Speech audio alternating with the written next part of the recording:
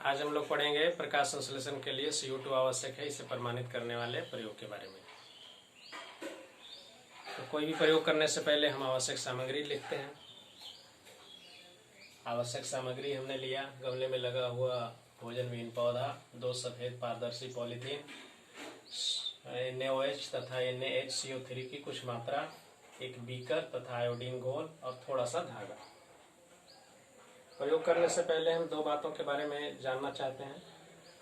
सबसे पहले कि NaOH क्या करता है कि CO2 को सोख लेता है, जबकि NaHCO3 CO2 प्रदान करता है। अब हम यहाँ आएंगे। सबसे पहले हम क्या लेंगे, गमले में लगा हुआ एक भोजन विहीन पौधा, उसके एक पत्ती का नाम हम रखेंगे A।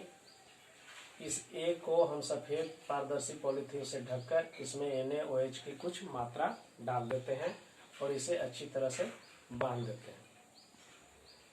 NaOH इसमें उपस्थित CO2 को सोख लेता है, जिससे पत्ती A को CO2 नहीं मिलेगा। अब इसी तरह से पत्ती B को भी सफेद पॉलीथीन से ढककर NaHCO3 की कुछ मात्रा उसमें डाल देते हैं और अच्छी तरह से धागे से बांध देते हैं।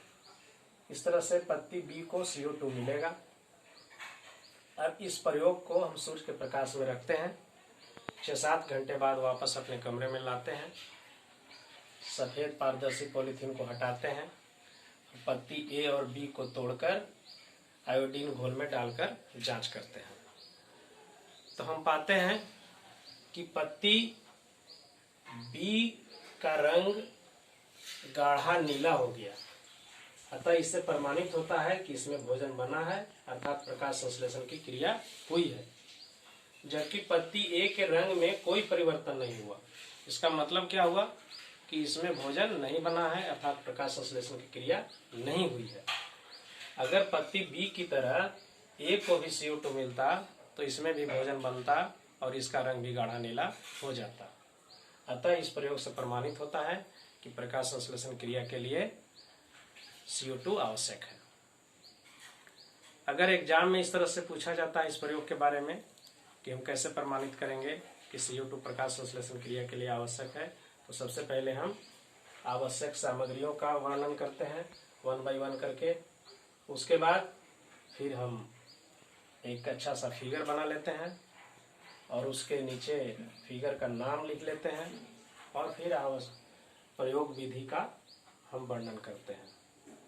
तो प्रयोग विधि में हम क्या लिखते हैं कि सबसे पहले हम गमले में लगा हुआ एक पौधा लेते हैं, उसके पत्ती A को सफेद पारदर्शी पॉलीथीन से ढककर उसमें NaOH की कुछ मात्रा डाल देते हैं और अच्छी तरह धागे से बांध देते हैं, जिससे कि इस पत्ती को बाहर से कोई CO2 नहीं मिलेगा और इसके अंदर का जो CO2 है ये सोख लिया जाएगा NaOH के द्वारा।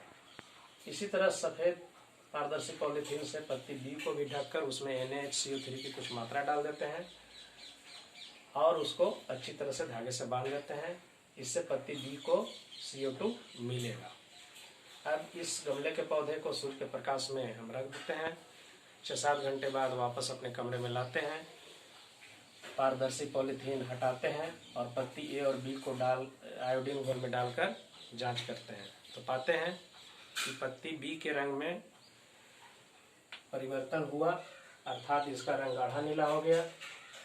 इससे प्रमाणित होता है कि इसमें भोजन बना और प्रकाश संश्लेषण की क्रिया हुई। जबकि पत्ती A के रंग में कोई परिवर्तन नहीं हुआ, इसका मतलब यह है कि इसमें भोजन नहीं बना और प्रकाश संश्लेषण की क्रिया नहीं हुई। अगर पत्ती B की तरह A को भी CO2 मिलता तो इसमें भी भोजन बनता और इसका रंग भी गाढ़ा नीला होता।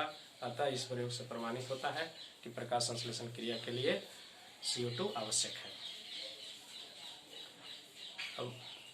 अब अगले क्लास में हम लोग दूसरे प्रयोग के बारे में पढ़ेंगे। आपको अगर कोई सवाल हो तो कमेंट बॉक्स में पूछ सकते हैं। इस वीडियो को लाइक करें, सब्सक्राइब करें।